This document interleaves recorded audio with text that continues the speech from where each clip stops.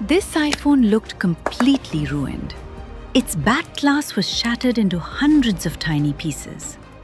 First, the damaged glass was carefully heated to soften the adhesive.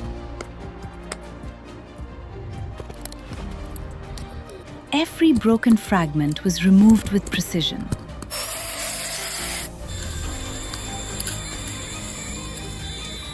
The surface was then cleaned until it was perfectly smooth.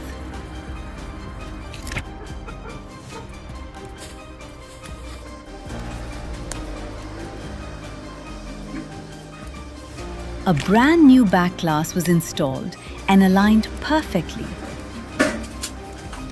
After the final finishing touches, this damaged iPhone looked almost factory new again.